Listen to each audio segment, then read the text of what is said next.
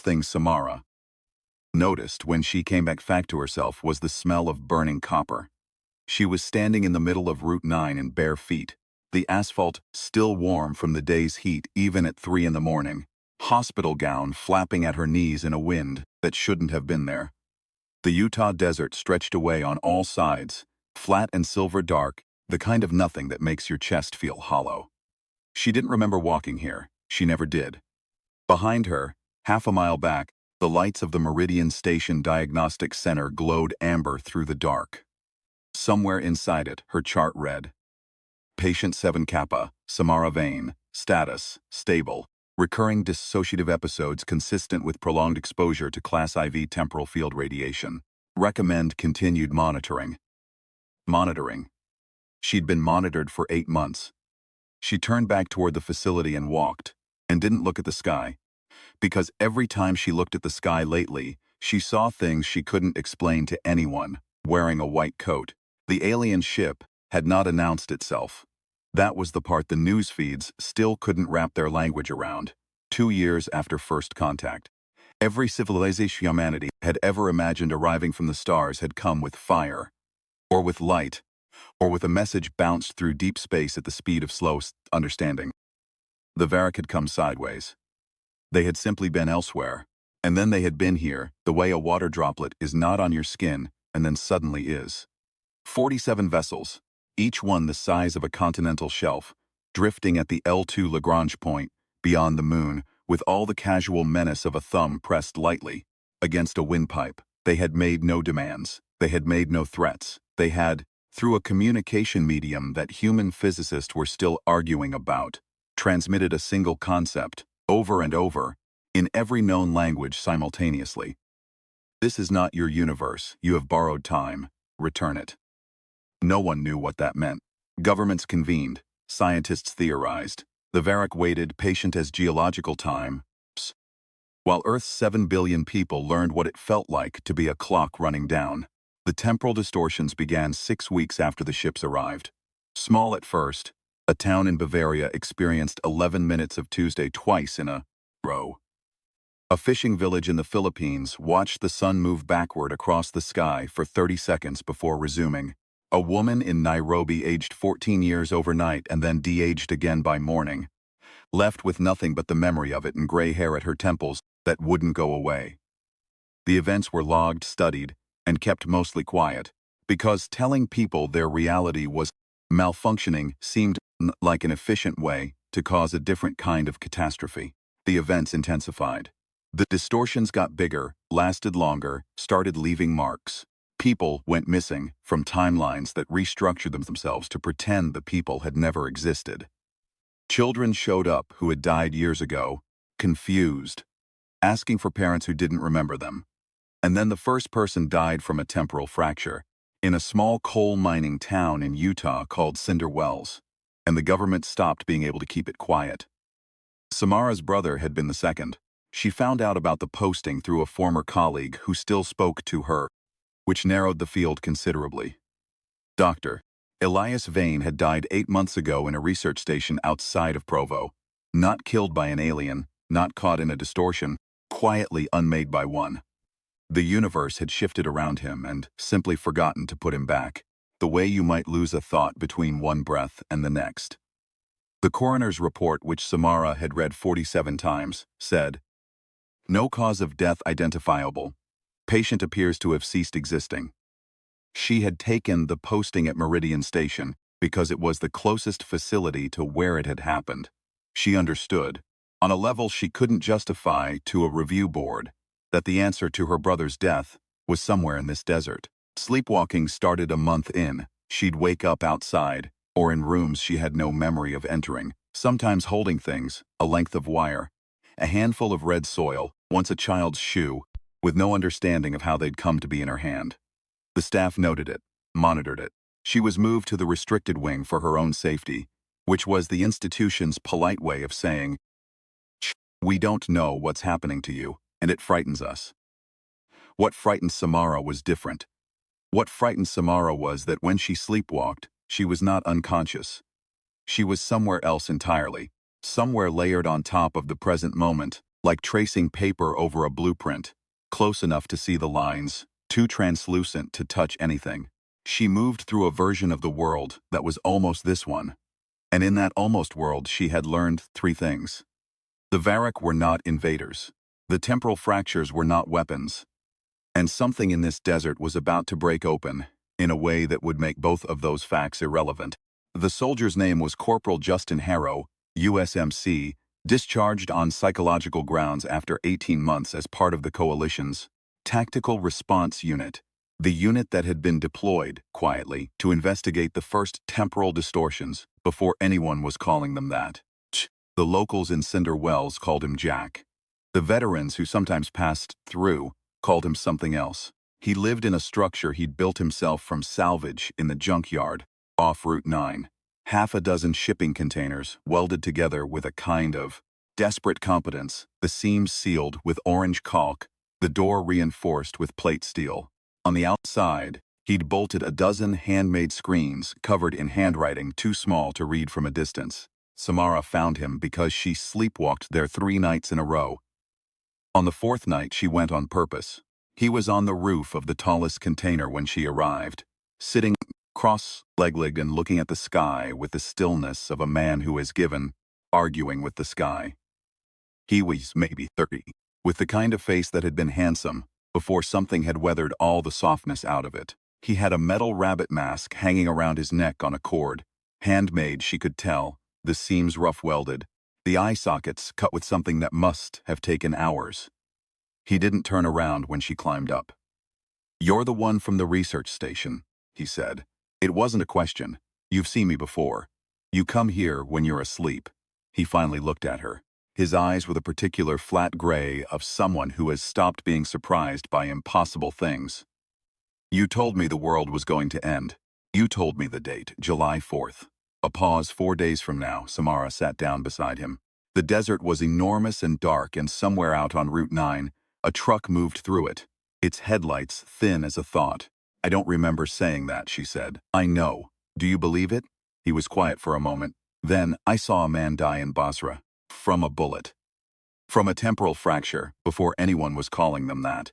He was there, and then he was gone. And then the air where he'd been standing smelled like copper and ozone. I wrote it up. They sent me to a psychiatrist." He touched the rabbit mask with 2 fingers, an absent gesture, like checking a pocket watch. "I've been seeing things since I got back. The sky, mostly. Things moving in it that I don't have words for, and I've been seeing her. Her, a woman in a white dress, standing at the edge of the distortions. She's got something wrong with her head." He paused, and something moved behind his eyes that wasn't quite grief and wasn't quite fear, and was very precisely the space between them. "She looks like you." The meteorite came down at 4:12 in the morning 2 days later. Samara was in her room, actually in her room, actually asleep, when the sound reached her through the reinforced concrete walls of Meridian Station. Not an explosion exactly. More like reality clearing its throat. She was at the window in time to see the column of light collapse back into the desert, leaving a smear of fire on the horizon that burned orange and died slowly. The PA system in the facility began to chirp. She was dressed and at the door before the night duty nurse made it to her room. The impact site was 4 miles out. What it had hit was the water tower that served the dozen buildings scattered around Route 9. The motel, the diner, the auto shop, the little church with the hand-painted sign outside that read "God knows what time it is."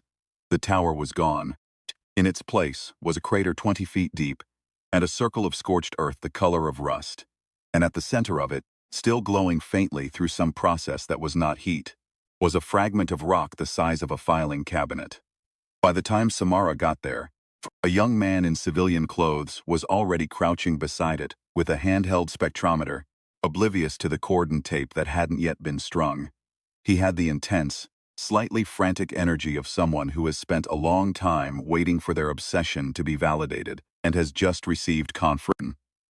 His name, she learned later, was Jeremy Frame. He was a physicist with no institutional affiliation, which in 2024 meant he'd been fired from somewhere that couldn't afford to keep believing the things he believed. "You shouldn't touch that," Samara said. He looked up at her. His hands were ungloved. It's not radioactive. I can see from here that you've already touched it. He had. There was a redness on his palm that she'd seen before, in photographs from the Basra incident files, the ones that were supposed to be classified. She filed that away. The isotopic signature is wrong, he said, not standing up. Wrong for a naturally occurring meteorite. Wrong for anything manufactured on Earth. He turned the spectrometer to face her, so she could see the readings, which she could not interpret, which clearly delighted him. It's from the Varrock Formation. The what? The debris field. Around their ships. He finally stood. He had a rash, spreading up his wrist, from where he'd touched the rock, visible even in the poor light. He didn't seem to notice it. The Varrock fleet isn't static. They shed material. Chunks of whatever their ships are made of. Most of it burns up in atmosphere. But not all of it. He looked at the crater with an expression that was almost religious. This is a piece of them. Jack had not been at the impact site. She found him the next morning on the roof again, and something had changed in him overnight. A tension, like a wire pulled tighter than it was designed to bear. He had the mask on now, not around his neck but held in one hand, and he kept turning it over the way some people turn a coin. She came to me again last night, he said without preamble. The woman in the dress. You. He corrected himself with the precision of someone being very careful. The version of you that's already dead. Samara had spent 8 months at a temporal research facility. She had stopped being startled by that particular configuration of words. Did she tell you? That I have to go back. He said it with the flatness of a man reporting weather. To the night the meteorite came down. She says I was supposed to be standing at the tower when it hit. That I climbed down and walked away, and that was wrong. That was the wrong choice. She says the universe has been trying to correct for it ever since. Samara thought about the temporal fracture in Basra, about her brother and the coroner's report, about the Varrock ship waiting at L2, with the patience of something that has learned to think in geological time. She thought about the way her sleepwalking self had been coming here for weeks, trying to tell him something her waking self had not yet caught up to. You believe her, she said. I don't have a reason not to. He looked at her sideways. Do you? She had no answer to give him. Not yet. That night she found the files. She had clearance she wasn't supposed to have, inherited from her brother's access codes, which the facility's systems had never properly revoked. A bureaucratic oversight that Elias, if he'd been alive to hear about it, would have found both troubling and funny. She sat in the server room at 2 in the morning and read for 4 hours, and by the time she finished, she understood several things she had not understood before. The Varrock's message, "This is not your universe, you have borrowed time," had been translated correctly. But what the analysts had failed to understand, because they were thinking like diplomats and not like physicists, was that it was not a demand, it was a description. 14 billion years ago, at the moment of origin, something had gone wrong with the branch of spacetime that humanity now inhabited. A fragment of causality from an adjacent universe had been imported into this one, like a foreign key in a database, fencing a table that didn't exist here. Reality had been patching around it ever since, building compensatory structures, running workarounds, spending energy to maintain the fiction that everything was consistent. The Varrock's universe was the one the fragment came from. And the fragment, after 14 billion years of subtle wrongness, was finally destabilizing. The temporal fractures were not weapons. They were symptoms. Reality was catching up with a very old error, and as it caught up, the patch notes were failing. The fragment had a location, a physical location, in this universe, where it had lodged itself at the moment of that original divergence. The coordinates in the file matched the crater in the desert 4 miles from Meridian Station. The meteorite wasn't a piece of the Varrock ships. The meteorite, Foch was. The fragment. Jeremy Frame was in the diner when she found him, eating eggs he wasn't tasting with one hand and writing equations with the other. His rash had spread to his forearm. His eyes had the particular brightness of a man running on caffeine and certainty. She sat across from him and put her phone on the table with the relevant file open. He looked at it. Read it again. You had access to this? He said. My brother did. I inherited it by accident. She watched him process. You already knew some of it. I knew the meteorite was wrong, the eggs aside. I didn't know about the original divergence. I didn't know it was here. He tapped the phone, once, hard. This changes the math. If the fragment is here, if it's physically instantiated in this location, then the temporal fractures aren't random. They're centered on it. Everything is reaching toward it and away from it at the same time he stopped, like a drain, and like a source. He looked up at her. The Varrock didn't come here as an invasion force. No. They came here because this is where the problem is. He said it slowly. They're not threatening us, they're pointing at it. Yes, so what closes it? Samara looked at her phone. Looked at the equations at the bottom of the last page, which she had read 3 times, and which kept meaning the same thing every time she read them. Something has to go back, she said. The fragment creates a tangent, a secondary loop of causality around it. To collapse the loop, something in it has to choose to return to the original timeline, not be pushed back. Choose. She took a breath. The choosing matters. The physics, apparently, is specific about that. Jeremy looked at his arm. The rash was up to his elbow now. The fragment is doing that to you, Samara said quietly. Exposure to it. It's trying to replicate itself. Trying to create another version of the original divergence. He was quiet for a moment. How long do I have? He asked. If you stop touching it. The effects are reversible for about 48 hours. She paused. After that, I'm not sure. He looked at the window. Outside, the desert was bright and flat and enormous. And somewhere at the edge of visibility, the meteor crater sat in its ring of scorched earth, pulsing with something that wasn't heat. Person who has to choose, he said. Who is it? She knew the answer. She'd known it since 3 in the morning when she'd read the final page. It has to be someone who's already in the loop, she said. Someone the tangent timeline is built around. Someone who made a choice that created the loop. Who chose to live when the fragment wanted to use them as a seed. She folded her hands on the table. It's Jack. She told him that evening. She told him straight, without softening it, because she'd learned from 8 months of watching doctors try to soften impossible things that the softening only makes the impossible feel slippery and hard to hold. He listened without moving. When she finished, he was quiet for a long time, and in the silence she could hear the desert doing what deserts do, breathing, slightly, through the grasses. So on the night the meteorite hit, he said finally, I climbed the water tower, and I climbed back down, and the universe has been fractured ever since because that was wrong. Because the fragment needed you there. It needed to use the moment of your death as the seed point for the tangent loop. When you chose to live, when you climbed down, the loop didn't close properly. It's been running loose ever since. He turned the rabbit mask over in his hands. She had never asked him why he'd made it. She asked now. He was quiet for a moment, deciding something. When I first came back from deployment, he said, I had a dream. Not the kind you forget. The kind that stays in the room with you. There was a woman. I understand now, in a white dress, with something metal in her head.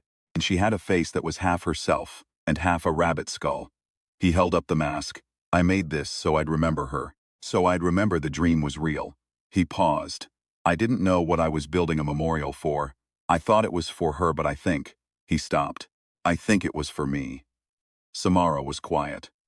There was something in her chest that had been closed for 8 months, since she'd read the coroner's report about her brother, and this man sitting in the Utah dark with his handmade memorial was doing something to it that she could feel but not name. You don't have to, she said. I want to be clear about that. The physics is specific that it has to be a choice. If someone forces you he was calm. The wire-tight tension was gone. What was under it was quieter and more solid. A mountain is solid, the way something is solid when it has decided. I've been here for 1.5 years, living in a junkyard, watching the sky go wrong and not knowing why. He looked at her. Now I know why. That changes things. She wanted to tell him that changed things for her too.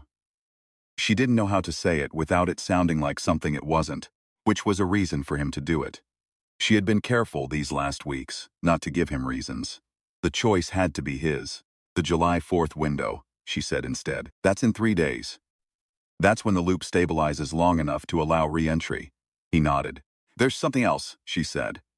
The research notes suggest that when the loop collapses, the timeline inside it, Everything that's happened in these 2 years, it restructures, it folds back.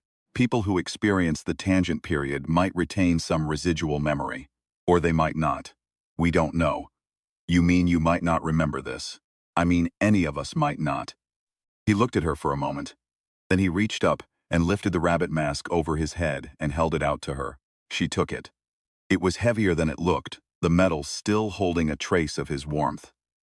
Then you should have something to remind you, he said. The 2 days between that conversation and July 4th were the strangest 2 days of Samara's life, which was a crowded field.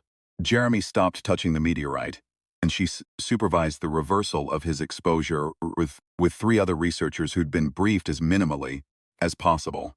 His rash faded. His eyes lost the manic brightness and went back to the ordinary brightness of someone who just really cares about physics.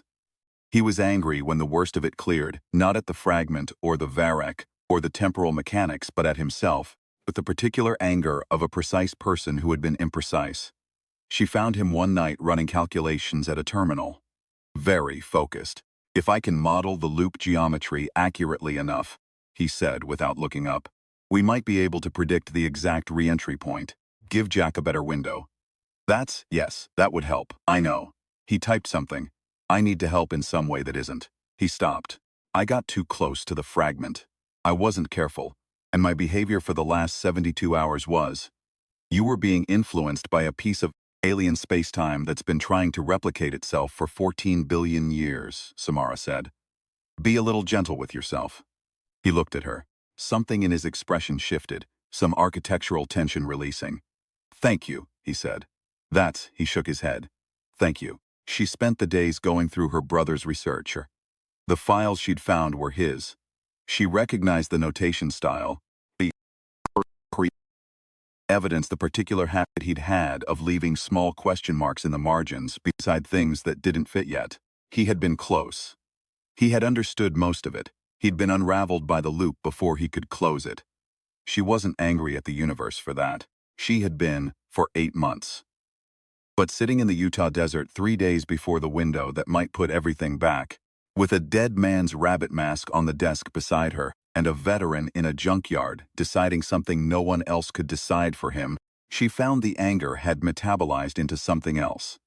Something closer to the feeling you get at the end of a very long book. Not happiness. Exactly, but a sense of shape, of structure, of something being, if not right, then at least finished. On the 3rd day, on the morning of July 4th, Samara walked to the junkyard. He was already up, sitting on the roof of his tallest container, with the mask on his knee, and a tin cup of something in his hand. The desert was pink and gold and enormous. Above it, just barely visible in the brightening sky, the shapes of the varech ships drifted at the edge of perception, vast and patient, waiting for a correction they had been waiting 14 billion years for. How are you, she asked. Fine, he considered. Scared, but fine.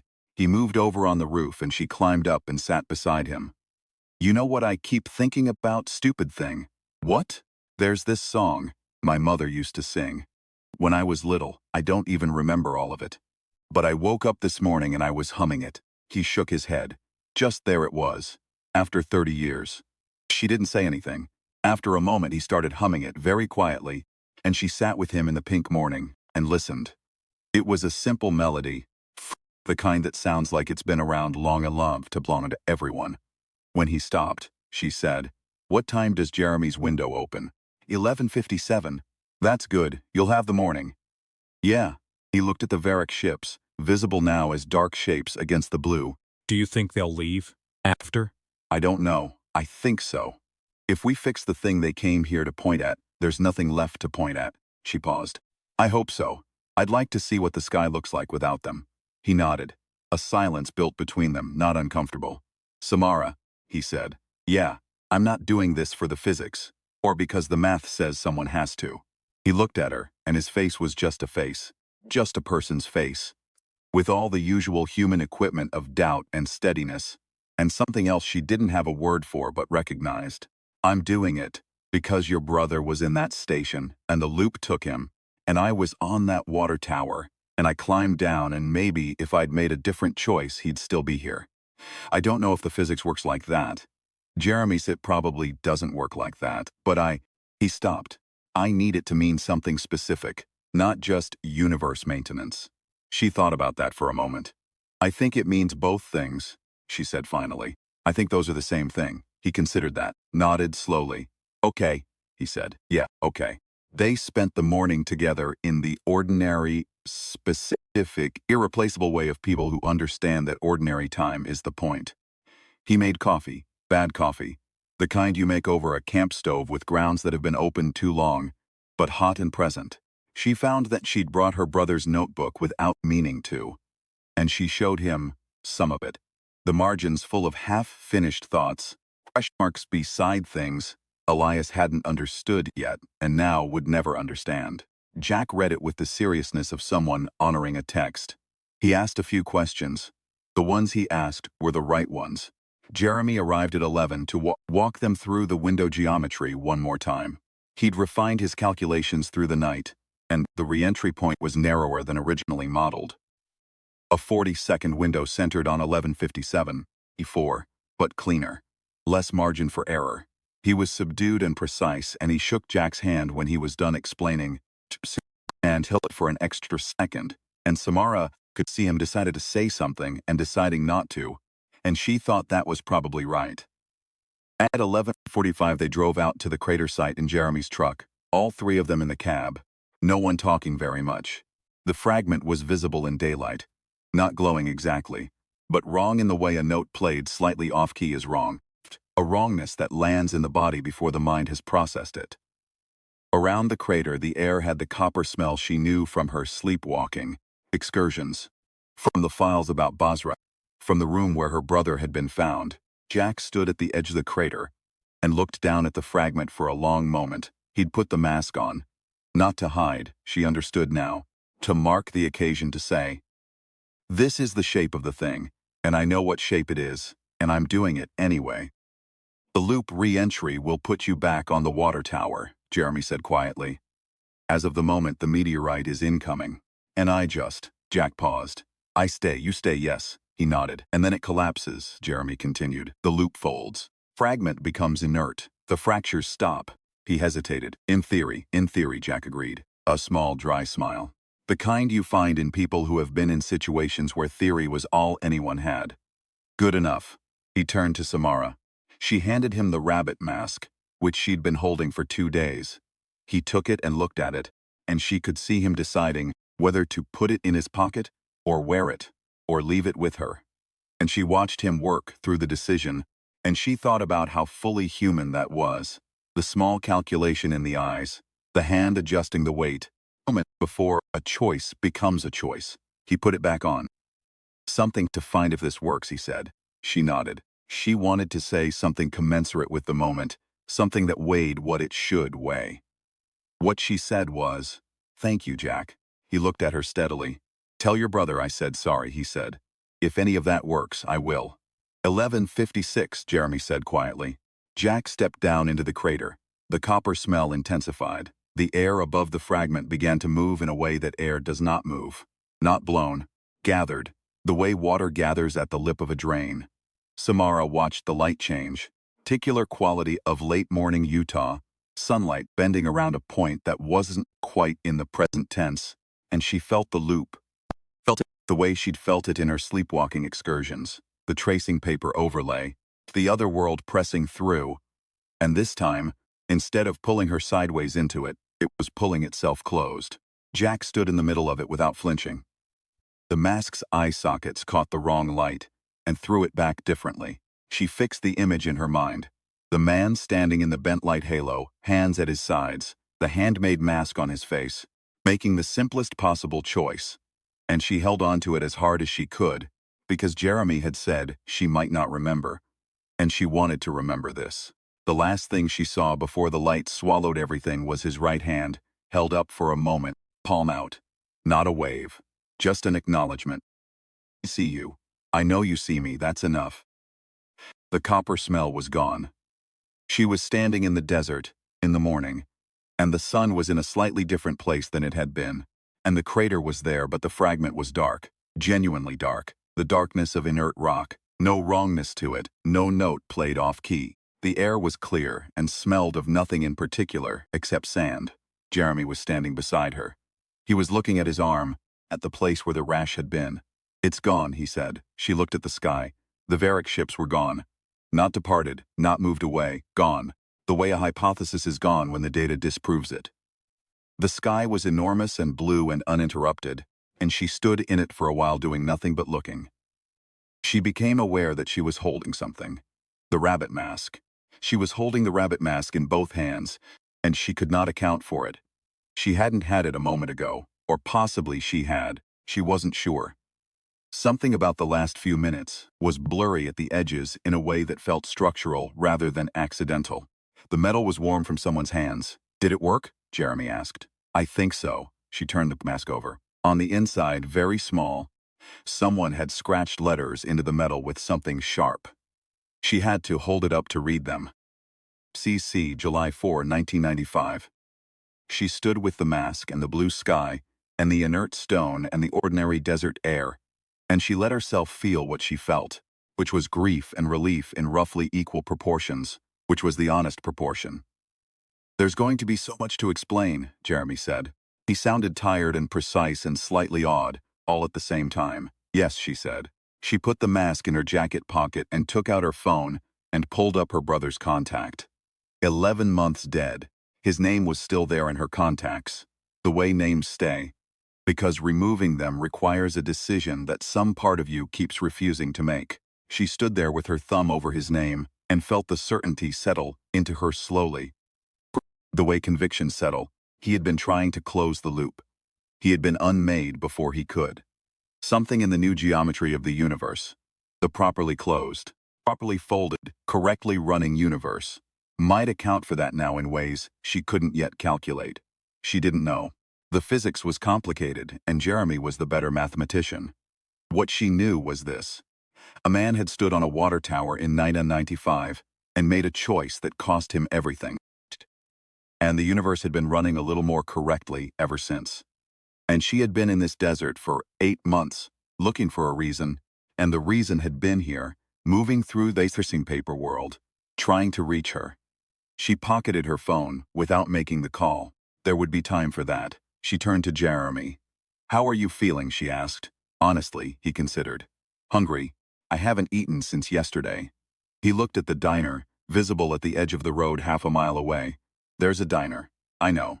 You want to?" "Yeah," she said, "let's go." They walked across the desert in the morning, under the clear sky, and somewhere above them the universe ran on its proper tracks, and the clock kept the correct time. And the copper smell did not return. The official report took 4 months to write and was classified at a level above top secret for a period of 3 years before being released to limited academic and government review, at which point it was described variously as unprecedented, implausible, and the most important document in the history of human physics. Jeremy Frame was listed as lead researcher. He accepted with characteristic precision, noting in the acknowledgments section a debt to research initiated by Dr. Elias Vane, whose contribution to the resolution of the 2022 Varric temporal event cannot be overstated. Samara kept the mask in a cabinet in her office. In the building the facility became, once it was repurposed from patient monitoring to temporal physics research, which was a better use of the space. She looked at it sometimes, not every day, often enough. There was a period, in the months after July 4th, when she wasn't sure what she remembered and what she'd reconstructed. The loop collapse had done something to the edges of those weeks, softened them the way old photographs soften. She remembered the copper smell. She remembered the roof of the junkyard and the pink morning and the bad coffee and the sound of a song she couldn't quite recall. She remembered holding a hand up, palm out, not a wave. She had the mask. That was unambiguous. That was metal and weight and the letters scratched on the inside. She'd found, going through her brother's personal effects, finally, properly, 'cause now she could, a letter he'd started and never finished, written to her. Most of it was physics, careful, excited, almost there. At the end, in the handwriting that slanted right when he was tired, he'd written, "I think I understand now what the Varric are saying. It's not a threat. I think they're just trying to help, in the way that something operating on a 14 billion year timescale helps, slowly, from a great distance by pointing. We don't have to be afraid of them. We just have to be human enough to figure out what they're pointing at. More later, I love you. She kept that too. She read it sometimes at the end of long days, in the office with the mask in the cabinet, and the sky outside going through ordinary progressions of light and dark. The Varrock had not returned.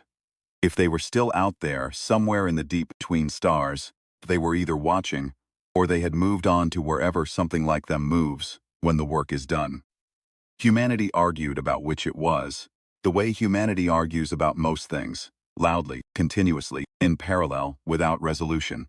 She thought Jeremy's model was probably closest, that the Varrock operated on such a different scale of time, that the distinction, in, watching, and moved on, might not be meaningful to them, that, from their vantage, the whole arc from first contact to July 4th to now was something they'd experienced as a single event, like a human watching a flame gutter and go bright. She hoped it had looked like what it was. Person standing on a water tower in a Utah desert, deciding to stay. She hoped from whatever vantage the Varrock occupied, that looked like enough. She thought it did.